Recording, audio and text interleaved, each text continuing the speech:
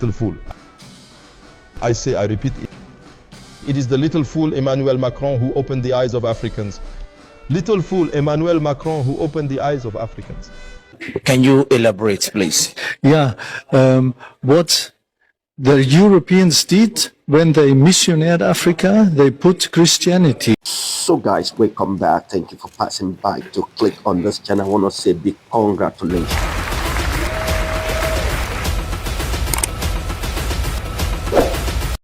So guys, welcome back once again. Please stay tuned. We want to look at what Niger president say about Emmanuel Macron. So guys, you know what has been going on in Niger, Mali, and Burkina Faso. There is one thing that the West rob off of.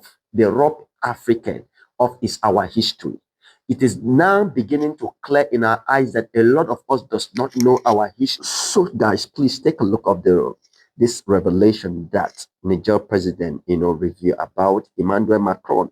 And guys, as I will always talk, if we know our history, we will think better, we will do better, we will get up and stand up for our right. But when we are robbed of our history, we will be weak. So guys, it is now beginning to be an eye-opening since this Burkina Faso, Mali, and Niger issue started. A lot of things have begun to review. So guys, please take a look. Then when we come back, we will also add our own opinion. And please do well to listen well and also drop your own contribution. Take a look. Talk about another current issue, Emmanuel Macron. When he went, still in Brussels, regarding the request for conciliation, where he said, do not interfere in what happens between the Nigerian colony and France. Niger belongs to us. We alone decide the solution. That is why I say it is civilizational. It is cultural. Again, in December 2023, another brilliant French person said, I quote, little fool. I say, I repeat, it is the little fool Emmanuel Macron who opened the eyes of Africans. Little fool Emmanuel Macron who opened the eyes of Africans. This new vision of AES Africans must fail. Niger, Mali, Burkina, if they succeed, others will follow. Emmanuel Macron needs to go. I agree with that, even if regrettably. Emmanuel Macron must leave or France will suffer. Africa has no history. The same thing Sarkozy announced. Yes, exactly. Africa has no history. And consequently, that is his conclusion. Africa cannot dominate the world. But Africa does not need anyone's permission to dominate the world, since it already dominated it at a time when this world he claims to represent had no human or organizational existence. I close this parenthesis, and that is why I say everything that is happening, this relentless pursuit for France, and the fact that our countries deserve no respect. And this brings me back to our natural resources, which are another point. Beyond the displayed contempt, there are these natural resources that are the basis of French persistence. Because the French understood it before the Nigerians, starting with uranium, exploited for more than 50 years. Since 68, uranium has brought prosperity to France. The French understood this.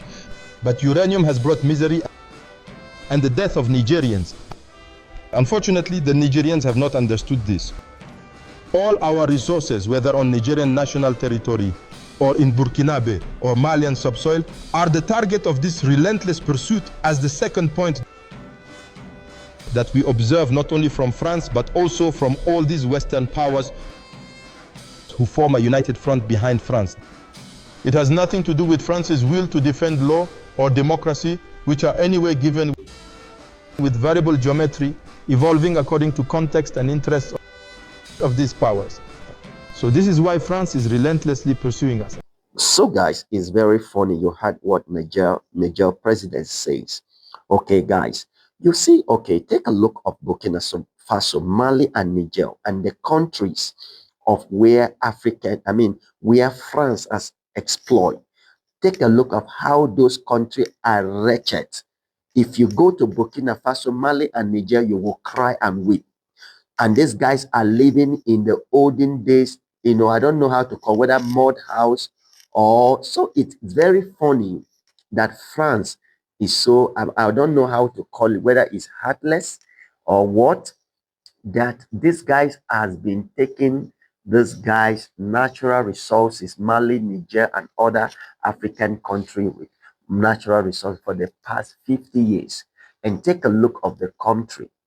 They are not well, no good water, no good road, no good development. So the question I should ask, did you think that one day these people will still be sleeping? They will not wake up? How would you see a child, even though you give birth to a child, after some years, that child will grow up. There are times you will not even dare to beat that child because if you beat him, he might react. So the same thing that is going on for decades, France has been exploiting African countries, especially this Sahel region, and take a look of them. They are very wretched. So at this point in time, the people has get up to want to take back their natural resources because the citizens are suffering. So you see what they have been doing for long for Africa. They consistently to create problems upon problem, ethnic problem, religious problem, which I will drop some of the video, one of the video for you to also listen to yourself. So guys, I don't know what you think. Did you think that the decision that the Mali, Niger, and Burkina Faso take, is it the right decision? Will you think that they will get it right, as in the process they will not corrupt the system? So please do well to drop your comment. But before I go, I will drop a video for you guys to watch. So take a look of this video. Can you elaborate, please? Yeah, what the Europeans did when they missionated Africa, they put Christianity there. And the people in Africa they believe in God. They pray to God. And they were told, if you pray, then God will help you. But they didn't tell them that you have to do something. Yeah, God doesn't give you nothing if you don't put effort. And if you give money to the church, that the priest or the pastor pray for you, this is only for benefit for the pastor, but not for yourself. Because you can pray, and you can, the church is a communication. People sing, people pray, and then they should put effort to improve their lives.